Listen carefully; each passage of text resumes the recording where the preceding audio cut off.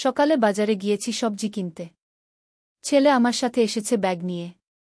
সবজিওয়ালা বলল, ভাইজা, বৌদির জন্য তাজা সবজি নিয়েন। আমি সংশোধন করতে যাচ্ছিলাম। ছেলে তাড়াতাড়ি বলল, হ্যাঁ দাদা, বউয়ের পছন্দের সবজিগুলো দেন। সবজি কেনা শেষে হাঁটতে হাঁটতে জিজ্ঞেস করলাম, বউ বলতে দিলি কেন? সে আমার কাছে এসে বলল, মা, আমি মিথ্যা বলিনি। আমি সত্যিই চাই তুমি আমার বউ হও। তোমার হাতের রান্না খেয়ে বড় হয়েছি, এখন চাই তুমি আমার স্ত্রী হয়ে আমার জন্য রান্না করো। আমি তোমাকে ভালোবাসি, বিয়ে করো আমাকে। বাজারের কোলাহল, মানুষের চিৎকার, গাড়ির হর্ন সবকিছুর মাঝে তার কথা আমার কানে পৌঁছাল। সবজির ব্যাগ আমার হাতে, কিন্তু মনে হচ্ছিল যেন বিয়ের কেনাকাটা করছি। তার চোখে স্বামীর দৃষ্টি, আমার দিকে তাকিয়ে থাকা। রাস্তায় অন্য দম্পতিরা হাঁটছে, আমাদের দেখে হাসছে। মনে হচ্ছিল আমরাও তাদের একজন। তার হাতে আমার হাত, স্বামী স্ত্রীর মতো। এই গল্পটি সম্পূর্ণ শুনলে আপনাদের পানি অটোমেটিক বের হয়ে যাবে, সো যত দ্রুত সম্ভব হাতের কাছে টিস্যু নিয়ে বসে পড়ো। বিছানার চাদর যেন নষ্ট না হয় সেটা সম্পূর্ণ খেয়াল রাখার অনুরোধ জানিয়ে গল্পটি এখন শুরু করব। তার আগে সর্বশেষ অনুরোধ, দয়া করে এমন পানি বের করার গল্প নিয়মিত শুনতে আমাদের চ্যানেলটি সকলেই সাবস্ক্রাইব করুন। ধন্যবাদ। হ্যালো বন্ধুরা, আমার নাম মিতালি দাস। আমার বয়স ৩৯ বছর। আমার স্বামীর নাম সুমন দাস, বয়স ৫২ বছর। আমাদের ২ সন্তান, রাহুল আর পিয়া। রাহুল ২১ বছর বয়সী, ইউনিভার্সিটিতে পড়ে। পিয়া ১৪ বছর বয়সী, হাই স্কুলে যায়। যেই ঘটনার কথা বলছি সেটা গত বছরের জানুয়ারি মাসের কথা। আমার স্বামী সুমন তখন অফিসে খুব ব্যস্ত থাকত। রাহুল কলেজে থাকা অবস্থায় একদিন আমাকে বাজারে যেতে হল। পিয়া স্কুলে গিয়েছে। রাহুল বলল, মা, আমিও তোমার সাথে যাব। একা একা ভারী ব্যাগ নিয়ে কষ্ট হবে। বাজারে গিয়ে সবজি কিনছিলাম। বিক্রেতা ভাইজা বলল, দিদি, এই আলুপটোর খুবই ভালো। বৌদির রান্নায় লাগবে। আমি বলতে যাচ্ছিলাম যে রাহুল আমার ছেলে, কিন্তু রাহুল তখনই বলে উঠল, হ্যাঁ দাদা, আমার বউয়ের জন্য সবচেয়ে ভালো সবজিটা দিয়েন। বিক্রেতা হেসে বলল, ওহো, নতুন বিয়ে হয়েছে নাকি? বৌদি খুব সুন্দর তো। আপনারা খুব মানানসই জুটি। রাহুল আমার কোমরে হাত রেখে বলল, হ্যাঁ দাদা, আমার খুব সৌভাগ্য যে ওকে পেয়েছি। আমি লজ্জায় মুখ লাল হয়ে গেল। সবজি কিনে বাসায় ফেরার পথে জিজ্ঞেস করলাম, রাহুল, তুই এমন কেন বললি? লোকে কি ভাববে? রাহুল আমার দিকে তাকিয়ে বলল, মা, আমি কি মিথ্যে বলেছি? আমি সত্যিই চাই তুমি আমার স্ত্রী হও। বাবা তোমাকে যেভাবে খুশি রাখতে পারে না, আমি পারব। তোমার হাতের রান্না খেয়ে বড় হয়েছি, এখন চাই সেই রান্না আমার স্ত্রী হিসেবে করো। তার কথায় আমি থমকে দাঁড়ালাম। রাস্তার পাশে একটা পার্কে গিয়ে বসলাম। রাহুল আমার পাশে বসে বলল, মা, তুমি এখনো অনেক সুন্দর। বাবা অফিসের কাজে এত ব্যস্ত থাকে যে তোমার দিকে তাকানোর সময় নেই। কিন্তু আমি তোমাকে রানীর মতো রাখব। তুমি আমার সাথে বিয়ে করো। আমি অবাক হয়ে বললাম, রাহুল, তুই কি বলছিস? আমি তো তোর মা। রাহুল বলল, মা, তুমি আমার জন্মদাত্রী মা নও তো। তুমি আমার সৎ মা। আমার আসল মা যখন মারা গেছে, বাবা তোমাকে বিয়ে করেছে। তখন আমার বয়স ছিল মাত্র ২ বছর। তুমিই আমাকে মানুষ করেছ। কিন্তু আমি বড় হয়ে বুঝেছি যে তুমি আমার মা নও, তুমি আমার প্রথম প্রেম। তার কথা শুনে আমার মাথা ঘুরে গেল। সত্যিই তো, রাহুল আমার নিজের সন্তান নয়। আমি সুমনকে বিয়ে করার সময় রাহুলের বয়স ছিল ২ বছর। তার আসল মা ক্যান্সারে মারা গিয়েছিল। আমি রাহুলকে নিজের সন্তানের মতোই বড় করেছি। কিন্তু আজ তার কথা শুনে বুঝলাম সে আমাকে মা হিসেবে দেখে না। রাহুল আমার হাত ধরে বলল, মা, আমি তোমাকে ছোটবেলা থেকেই ভালোবাসি। প্রথমে ভেবেছিলাম এটা মায়ের প্রতি ভালোবাসা। কিন্তু বয়স বাড়ার সাথে সাথে বুঝেছি এটা একটা পুরুষের একটা নারীর প্রতি ভালোবাসা। তুমি আমার স্বপ্নের নারী। তার কথায় আমি কিছু বলতে পারলাম না। ঘরে ফিরে এসে সারাদিন ভাবলাম। রাতে সুমন অফিস থেকে ফিরে এসে খেতে বসল। আমি তার সাথে রাহুলের কথা বললাম। সুমন প্রথমে রেগে গেল। বলল, ছেলেটার মাথা খারাপ হয়ে গেছে। আমি ওর সাথে কথা বলবো। কিন্তু তারপর চুপচাপ হয়ে গেল। খাওয়া শেষে বলল, মিতালি, রাহুল যা বলেছে সেটা কিন্তু অযৌক্তিক নয়। তুমি ওর সৎ মা। আর আমার সাথে তোমার বিয়ে হয়েছিল রাহুলের যত্ন নেওয়ার জন্যই। আমি তোমাকে ভালোবেসে বিয়ে করিনি, প্রয়োজনে বিয়ে করেছিলাম। সুমনের কথায় আমি আরও বিভ্রান্ত হয়ে পড়লাম। সত্যিই তো, সুমন আমাকে ভালোবেসে বিয়ে করেনি। তার ছেলের দেখভাল করার জন্য একজন মা দরকার ছিল, তাই আমাকে বিয়ে করেছিল। পরের দিন রাহুল আমাকে বলল, মা, আমি কলেজ ছেড়ে দিয়ে চাকরি করব। তারপর তোমাকে নিয়ে আলাদা বাড়িতে থাকব। তুমি চিন্তা করো না, আমি তোমাকে খুব ভালো রাখব। আমি বললাম, রাহুল, তুই পাগল হয়ে গেছিস? আমি তোর সৎমা হলেও তোর বাবার স্ত্রী। আর পিয়া, ও কি হবে? রাহুল বলল, পিয়া আমার বোন। ও আমাদের সাথেই থাকবে। আর বাবার তো অনেক টাকা আছে, উনি চাইলে আরেকটা বিয়ে করতে পারেন। দিনের পর দিন রাহুল আমাকে বোঝানোর চেষ্টা করতে লাগল। একদিন সে আমাকে একটা দোকানে নিয়ে গিয়ে একটা সুন্দর শাড়ি কিনে দিল। বলল, মা, এই শাড়িটা পরে তুমি আরও সুন্দর লাগবে। আমি চাই আমার স্ত্রী সবসময় সুন্দর থাকুক। আমি বললাম, রাহুল, তুই এসব কি করছিস? লোকে কি বলবে? রাহুল বলল, লোকে কি বলবে সেটা আমার কাছে গুরুত্বপূর্ণ নয়। আমার কাছে গুরুত্বপূর্ণ হলো তোমার খুশি। তুমি কি সুমনের সাথে খুশি আছো? তার প্রশ্নের জবাব দিতে পারলাম না। সত্যিই তো, আমি সুমনের সাথে খুব একটা খুশি নই। সে সারাদিন অফিসে থাকে, বাসায় এসেও কাজ নিয়ে ব্যস্ত থাকে। আমার সাথে কথা বলার সময় নেই। আমি একটা গৃহকর্মীর মতো শুধু রান্নাবান্না আর ঘর পরিষ্কার করি। একদিন রাহুল আমাকে বলল, মা, আমি একটা ফ্ল্যাট দেখে এসেছি। খুব সুন্দর ফ্ল্যাট। তুমি আর আমি সেখানে গিয়ে থাকতে পারি। আমি বললাম, রাহুল, তুই এত টাকা পেলি কোথায়?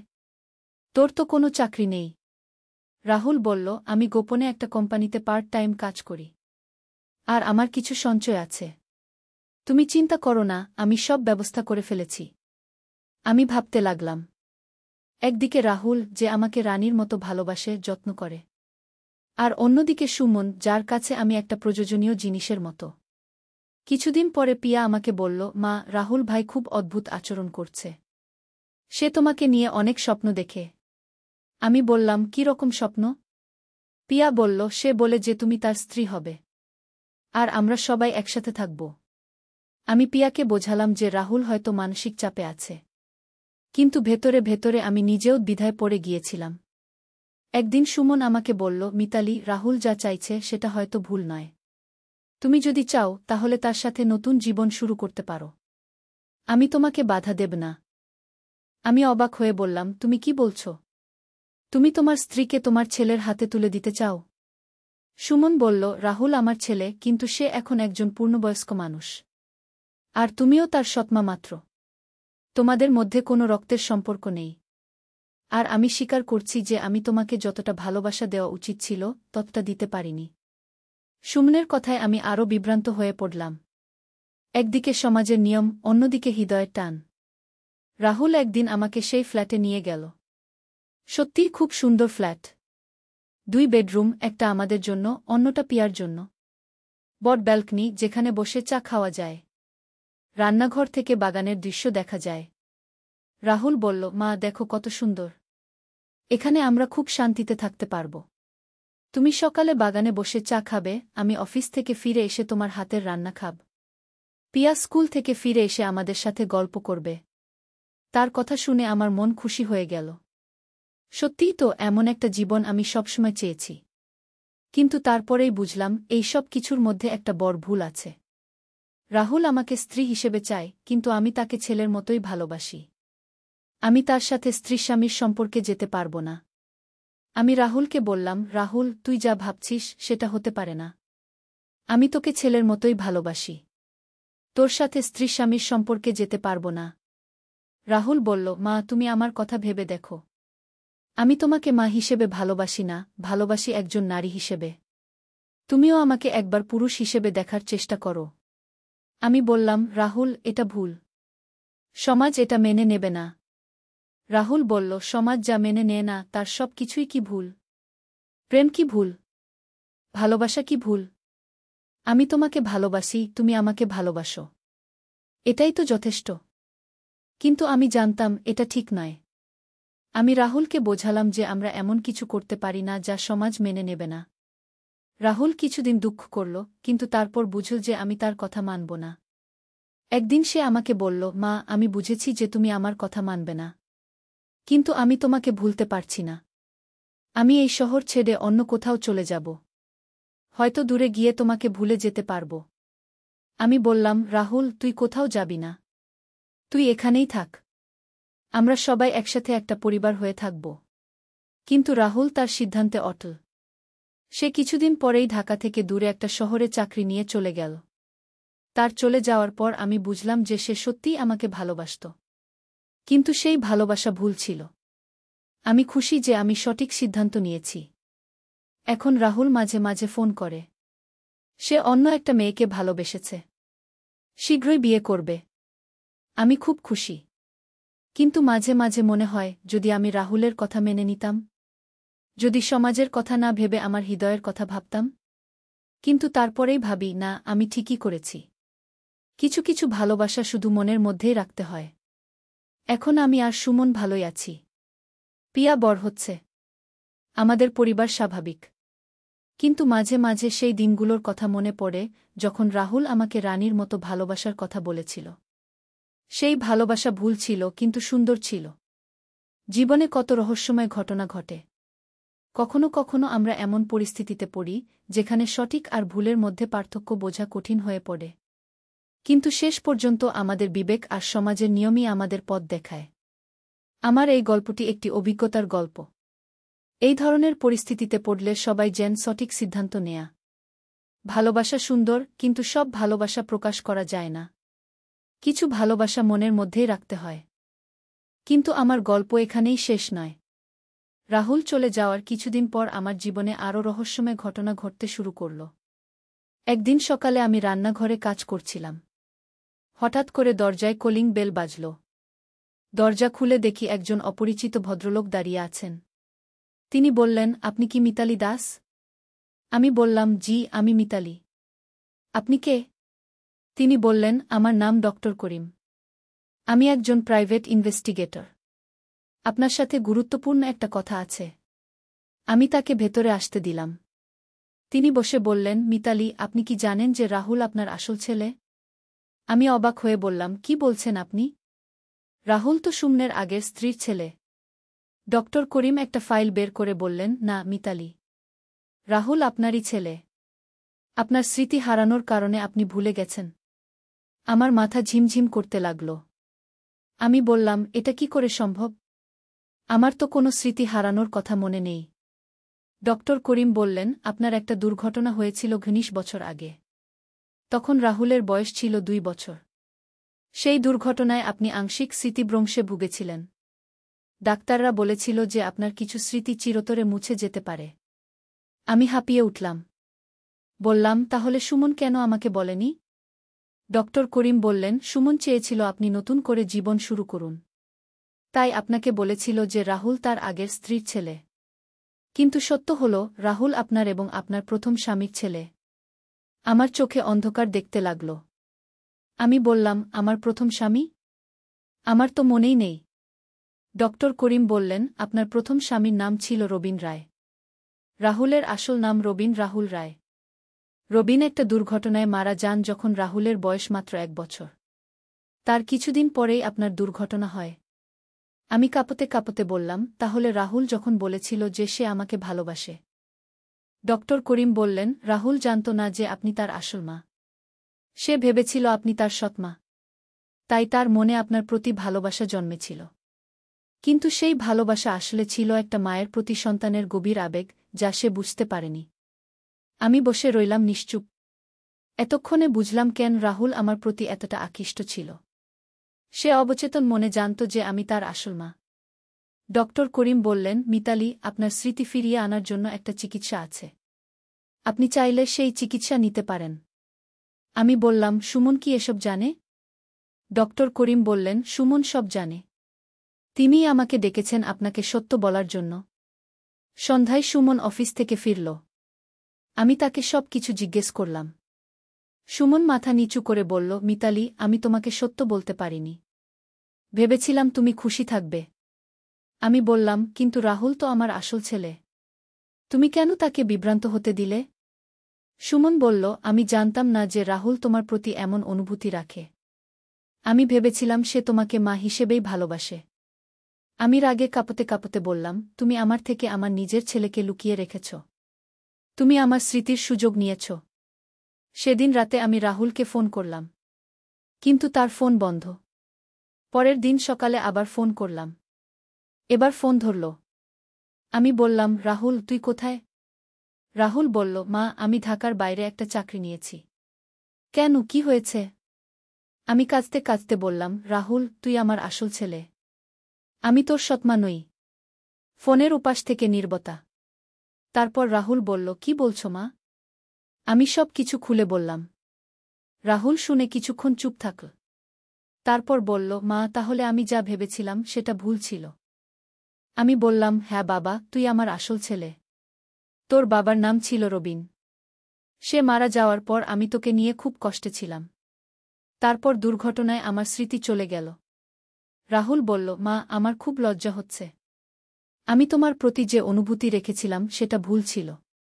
আমি বললাম, না বাবা তুই কোনো ভুল করিসনি। তুই জানতিস না যে আমি তোর আসল মা।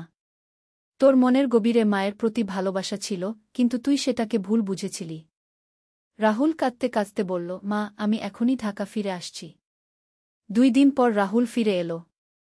সে আমাকে জড়িয়ে ধরে কাঁদল। বলল, মা আমি তোমাকে চিনতে পারিনি। আমিও কাঁদতে কাঁদতে বললাম, বাবা এটা তোর দোষ নয়। এটা আমাদের কপালের দোষ।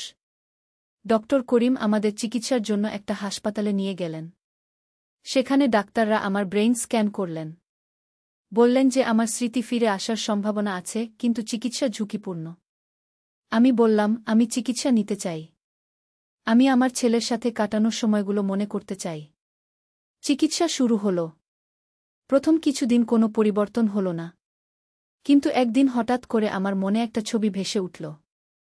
একটা ছোট্ট বাচ্চা যে আমার কোলে বসে মা মা বলে ডাকছে। সেই বাচ্চাটা ছিল রাহুল। ধীরে ধীরে আরও স্মৃতি ফিরতে লাগল। মনে পড়ল রবিনের কথা। আমার প্রথম স্বামী, রাহুলের বাবা। যে আমাকে খুব ভালোবাসত। যে একটা দুর্ঘটনায় মারা গিয়েছিল। মনে পড়ল রাহুলের ছোটবেলার কথা। কিভাবে সে প্রথম হাঁটতে শিখেছিল। কিভাবে প্রথম মা বলেছিল। কিভাবে আমার কোলে ঘুমিয়ে পড়ত। যত স্মৃতি ফিরছিল তত আমার হৃদয় ভরে যাচ্ছিল। আমি বুঝতে পারছিলাম যে রাহুল সত্যিই আমার আসল ছেলে। একদিন রাহুলের সাথে বসে তার ছোটবেলার অ্যালবাম দেখছিলাম। হঠাৎ একটা ছবি দেখে আমার সব স্মৃতি ফিরে এলো। সেই ছবিতে আমি রাহুলকে কোলে নিয়ে দাঁড়িয়ে আছি। রবিন আমাদের দুজনকে জড়িয়ে ধরে আছে। আমি কাঁদতে শুরু করলাম। রাহুল ভয় পেয়ে বলল, মা কি হয়েছে? আমি তাকে জড়িয়ে ধরে বললাম, বাবা আমার সব মনে পড়েছে। তুই আমার রাহুল। আমার সোনার ছেলে। রাহুলও কেঁদে ফেলল। বলল, মা আমি তোমাকে কতটা কষ্ট দিয়েছি। আমি বললাম, না বাবা তুই আমাকে কোনো কষ্ট দিসনি। তুই শুধু তোর মাকে ভালোবেসেছিস, কিন্তু চিনতে পারিসনি। সেদিন থেকে আমাদের পরিবারে নতুন এক খুশির আবহ তৈরি হল। রাহুল আর আমার মধ্যে আসল মা-ছেলের সম্পর্ক গড়ে উঠল। সে আমাকে আর ভুল চোখে দেখে না। আমিও তাকে আমার আসল ছেলে হিসেবে ভালোবাসি। পিয়া খুব খুশি হল জেনে যে রাহুল তার আসল দাদা। সুমন একটু লজ্জিত, কিন্তু সে স্বীকার করেছে যে তার উচিত ছিল আমাকে আগেই সত্য বলা। এখন আমরা সবাই একসাথে থাকি। রাহুল তার চাকরি ছেড়ে দিয়ে ঢাকায় ফিরে এসেছে। সে একটা ভালো চাকরি পেয়েছে। শীঘ্রই বিয়েও করবে। আমার এই গল্পটি একটি অদ্ভুত রহস্যের গল্প। কখনো কখনো জীবনে এমন সব ঘটনা ঘটে যা আমরা কল্পনাও করতে পারি না। স্মৃতিভ্রংশের কারণে একটি মা তার আসল ছেলেকে চিনতে পারেন না। আর সেই ছেলেও তার আসল মাকে ভুল বুঝে। কিন্তু শেষ পর্যন্ত সত্যের জয় হয়। মায়ের হৃদয় সন্তানকে চিনে নেয়। সন্তানের ভালোবাসাও মায়ের কাছে পৌঁছে যায়। জীবনের এই রহস্যময় অধ্যায়ের পর আমি বুঝেছি যে পারিবারিক বন্ধন কতটা শক্তিশালী। যতই স্মৃতি হারিয়ে যাক, মায়ের হৃদয়ে সন্তানের জায়গা কখনো মুছে যায় না। রাহুল এখন একটি সুখী জীবনযাপন করছে। তার ভুল বোঝাবুঝি দূর হয়ে গেছে। সে এখন জানে যে আমি তার আসল মা, এবং তার ভালোবাসা একটি মায়ের প্রতি সন্তানের স্বাভাবিক ভালোবাসা। আর আমি আমার হারিয়ে যাওয়া স্মৃতি ফিরে পেয়েছি। আমার ছেলেকে চিনতে পেরেছি। এর চেয়ে বড় পাওয়া আর কি হতে পারে? এই তো আমার সম্পূর্ণ গল্প। একটি রহস্যময় অ্যাডভেঞ্চারের গল্প। যেখানে ছিল পারিবারিক জটিলতা, স্মৃতিভ্রংশ, ভুল বোঝাবুঝি এবং শেষ পর্যন্ত সত্যের জয়। আশা করি আপনাদের এই গল্পটি ভালো লেগেছে। জীবনে অনেক সময় এমন রহস্যময় ঘটনা ঘটে যা আমাদের অবাক করে দেয়। কিন্তু শেষ পর্যন্ত সত্য এবং ভালোবাসার জয় হয়। এমন আরও রোমাঞ্চকর এবং রহস্যময় গল্প শোনার জন্য আমাদের চ্যানেল সাবস্ক্রাইব করুন। আগামীকাল আরও একটি নতুন গল্প নিয়ে হাজির হব। ততক্ষণ পর্যন্ত সবাই ভালো থাকুন, সুস্থ থাকুন। ধন্যবাদ।